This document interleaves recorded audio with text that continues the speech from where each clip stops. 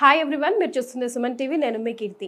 ఈ మధ్య కాలంలో వాటర్ హీటర్స్ కానీ గీజర్స్ కానీ యూజ్ చేయొద్దు, యూజ్ చేస్తే హెల్త్ ఇష్యూస్ వస్తాయి అని చాలా ప్రామినెంట్గా మనం వింటూ ఉన్నాము. So water heaters and geysers అసలు యూజ్ చేయాలా చేయకూడదా, చేస్తే ఎలాంటివి చేయాలి? బికాజ్ ఇప్పుడు ఈ కాంక్రీట్ జంగిల్లో గుడిసెల వాళ్ళు కూడా ఖచ్చితంగా కారణాలు ఏమైనా కావచ్చు, వాటర్ హీటర్ మాత్రం పెట్టుకుంటున్నారు. ప్లేస్ లేకపోవచ్చు, దానికి అనేక కారణాలు ఉన్నాయి. బట్ యూస్ చేయడం వల్ల ఎలాంటి ప్రమాదాలు వస్తాయి మనం అందరం తెలుసుకోవాల్సిన అవసరం ఎంతగానో ఉంది. సో మనల్ని గైడ్ చేయడానికి మనతో పాటు ఉన్నారు ప్రముఖ కాస్మెటాలజిస్ట్ అండ్ న్యూట్రిషనిస్ట్ లలిత గారు. నమస్తే అండి. నమస్తే అమ్మా. So geysers and water filters లేని ఇల్లే లేదని చెప్పొచ్చు అండి. బికాస్ ప్లేస్ ఎక్కడుంది బొగ్గులు వేసుకోవడానికి, లేదా గ్యాస్ సిలిండర్ ఆదా చేసుకోవాలని కూడా ప్రతి ఒక్కరం అనుకుంటుంటాం. బట్ దానివల్ల స్కిన్ రిలేటెడ్ డిసీజెస్ కానీ హార్ట్ డిసీజెస్ కూడా వస్తాయని వింటూ ఉన్నాము. ఇది ఎంతవరకు నిజం మేడం? అంటే మరీ దీన్ని ఎగ్జాజరేట్ చేయకూడదమ్మా. కానీ మామూలుగా వేడి చేసుకునే కంటే ఎలక్ట్రిక్ గీజర్స్లో వేడైన వాటర్తో కొంచెం ప్రాబ్లమ్స్ ఉంటాయి. ఎలాంటి ప్రాబ్లమ్స్? ఎలా అంటే ఫాస్ట్గా హీట్ ఎక్కుతుంది. కొన్ని చీప్ ఉన్నాయనుకోండి, లేదా మీరు చెప్పారు హీటర్స్, బకెట్లో పెట్టే హీటర్స్ ఉంటాయి, 2 minutesలో 3 minutesలో కూడా వేడైపోతాయి. So అయానికల్ changes జరుగుతాయమ్మా. న్యాచురల్గా ఉండేవి పోయేసి అసలు మారిపోతుంది అనుకోండి. తక్కువ టైంలో హీట్ ఎక్కువ అవడం వల్ల కొంతమంది వేడి నీళ్ళు పోసుకుంటారు. అట్మాస్ఫియర్లో చేంజెస్ కొన్ని జరుగుతాయి. అంటే మామూలు ఎలక్ట్రిక్ హీటర్స్ అవ్వవు, కానీ గ్యాస్ గీజర్స్ ఉంటాయి కొన్ని, దాంతో కార్బన్ మోనాక్సైడ్ రిలీజ్ అవుతుంది ఎక్కువ కానీ వాడారు అంటే. అది ఈవెన్ మన గ్యాస్తో కూడా వెంటిలేషన్ కరెక్ట్గా లేకపోతే మనం వండుకునే గ్యాస్తో కూడా అదే ప్రాబ్లం వస్తుంది. మనం ఇప్పుడు అలవాటు పడిపోయాం, కానీ లేకపోతే కట్టెల పొయ్యి మీద ఓపెన్లో వండుకోవడం అనేది శ్రేష్టం. కానీ మనం పాత పద్ధతులన్నీ మానేసాము. మన కట్టెల పొయ్యి ఎక్కడ పెట్టుకుంటాం చెప్పండి. సో తప్పనిసరిగా ప్రతి ఇంట్లో గ్యాస్ ఉంటుంది, ఇంకా కరెంటు వాడుతూనే ఉంటాం అన్నమాట. ఏదైనా స్లోగా హీట్ అయ్యేది చాలా మంచి చేస్తుంది మనకు. మన వంట కూడా చెప్తాం చూడండి, హైలో పెట్టి చేయొద్దు, ఒకసారి ఉడుకుకు వచ్చిన తర్వాత సిమ్లో పెట్టండి అని చెప్తూ ఉంటాం. మీరు కట్టెల పొయ్యిలు కూడా పాత వాళ్ళు చేసేది చూస్తే ఫస్ట్ ఎక్కువ ఉంటుంది, తర్వాత కట్టెలు తీసేస్తారు, 2 కట్టెలు. సో తక్కువ మంటలోనే వంట చేస్తారనమాట. ఎందుకు అంటే పోషకాలు ఉంటాయి.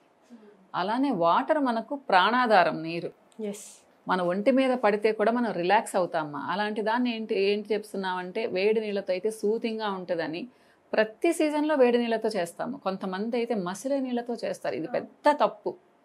నేను కాస్మెటాలజిస్ట్గా ఏం చెప్తాను అంటే, వేడి నీళ్ళు ఎవరైతే పోసుకుంటారో వాళ్ళ స్కిన్ గ్లో ఉండదు, అది వెళ్ళిపోతుంది, డ్రై అయిపోతుంది తొందరగా. కాకపోతే చలికాలంలో సూదింగ్ ఉంటుంది, కానీ కొంచెం గోరువెచ్చగా పోసుకోవడం మంచిది. సమ్మర్లో అయితే హ్యాపీగా చల్లటి నీళ్ళతో పోసుకోవచ్చు. అసలు ఓర్చుకోగలిగేంత వరకు చల్లటి నీళ్ళతో పోసుకోవడం ఉత్తమమ్మ. బ్లడ్ సర్క్యులేషన్ ప్రాపర్గా ఉంటుంది. ఇక మీరు ఇప్పుడు గీజర్స్ గురించి వీటి గురించి అడుగుతున్నారు కాబట్టి చెప్తున్నాను. సో అయానికల్ చేంజెస్ జరిగినప్పుడు అంటే నీరుండేది మన బాడీ మీద ఫ్యూ సెకండ్స్, కానీ ఒక్కోసారి చూడండి మనం వేరే ఊరికి వెళ్ళాము, దురదలు వచ్చాయి, నీళ్లు పోసుకున్నాము, నల్లబడ్డాము, నీళ్లు పోసుకున్నాము, జుట్టు ఊడింది, ఇలా అంటూ ఉంటాం. అంటే ఆ ఫ్యూ సెకండ్స్ మన బాడీ మీద వాటర్ ఉంటే కూడా దాని ఎఫెక్ట్ ఉంది అని అర్థం. లెడ్ లెవెల్స్ కూడా ఎక్కువ ఉంటాయి కదా మనం. అంతే. బికాజ్ నేను రీసెంట్ గా visited US and came back. Okay. Patches గా విచిత్రంగా ఒక 4-5 ప్లేసెస్ లో ఊడింది మ్యామ్. అవును, జుట్టు. యుఎస్లో ఉండే వాళ్ళకి మీకు డాండ్రఫ్ చాలా ఈజీగా వస్తుంది. ఆ వెదర్ కండిషన్స్కి ఈజీగా వస్తుంది. ఎక్కడ అడ్వాంటేజెస్ ఎక్కడ ఉంటాయి కదా. నేనైతే మన భారతదేశం ఉత్తమమైందని చెప్తాను. ఎందుకంటే స్వెట్టింగ్ ఉంటుంది మనకి.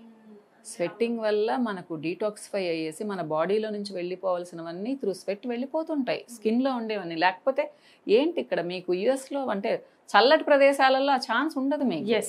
సేమ్ ఇక్కడ కూడా ఈ గీజర్స్ హాట్ వాటర్ వల్ల కూడా ఇట్ వర్క్స్ కదా మ్యామ్.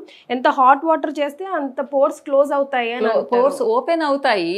ఓపెన్ అయ్యేది ఎప్పుడు హీట్ కి ఎక్స్పాండ్ అవుతుంది మా స్కిన్. సో కూల్నెస్ కి కాంపాక్ట్ అవుతుంది.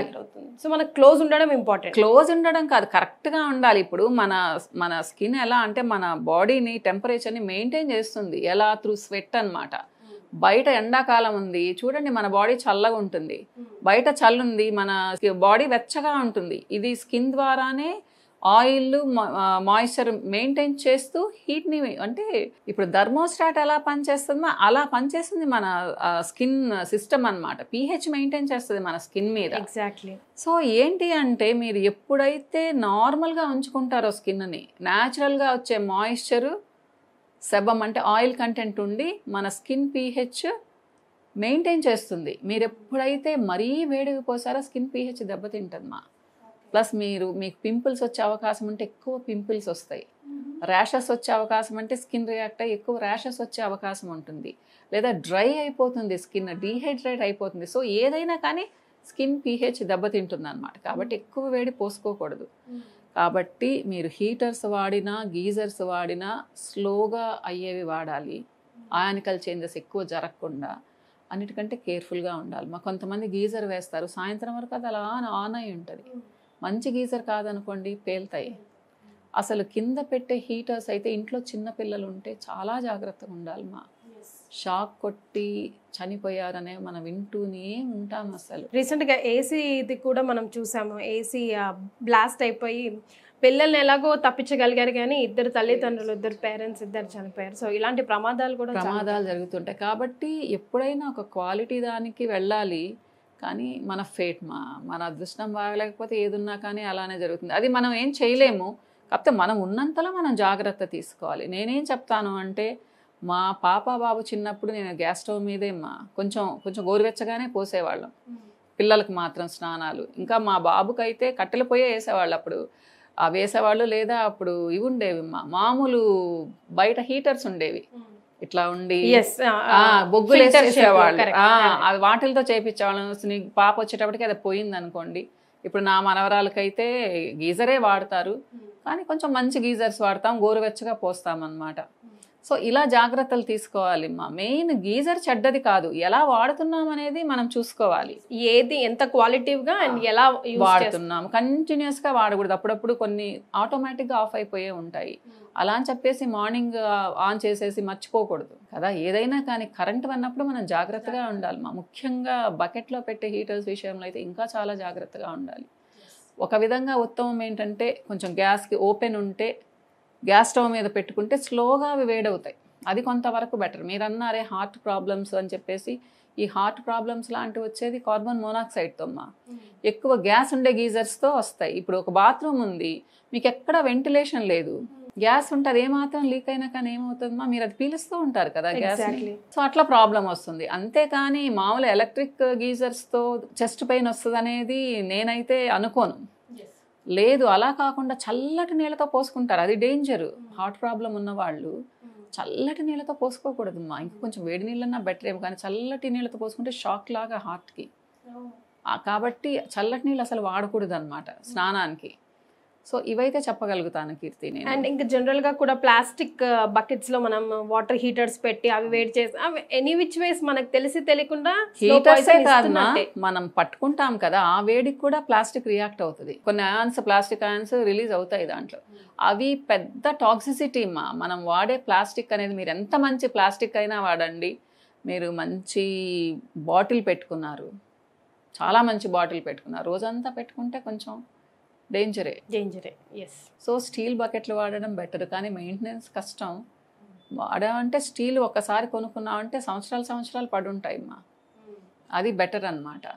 సో ఏదైనా కానీ హీట్ చేయకూడదు కదా ప్లాస్టిక్లో ఉన్నప్పుడు. కరెక్ట్. మనం కంటిన్యూస్గా మరి హీటర్ పెట్టి బకెట్లో పెట్టి ఒకసారి అది కాలుతుంది, ఆ బకెట్లనైతే అసలు వాడకూడదు, అసలు మంచిదే కాదు. సో జనరల్గా హీటర్స్ అండ్ గీజర్స్ మన లైఫ్లో భాగం అయిపోయింది, యూస్ చేయొచ్చు. బట్ ఏ క్వాలిటీవి ఎంతవరకు యూస్ చేస్తున్నాము, ఎంత హీట్లో యూస్ చేస్తున్నాము, ప్లాస్టిక్లో కూడా యూస్ చేస్తున్నామా, స్టీల్లోనే యూస్ చేస్తున్నామా, ఇవన్నీ చాలా ఇంపార్టెంట్. గుడ్డిగా మంచివి కావు అని కాదు, క్వాలిటీ చాలా important. Because at the end of the day current అంటే, పవర్ అంటే ఫైర్తో మనం ఆడుతున్నాం కాబట్టి లైఫ్కి ఎలా అయినా రిస్కే అని ఒకసారి చెక్ పెట్టుకోవడం చాలా ఇంపార్టెంట్ అంటున్నారు లలిత. గమనించాలి. Right. Thank you so much for joining us, ma'am.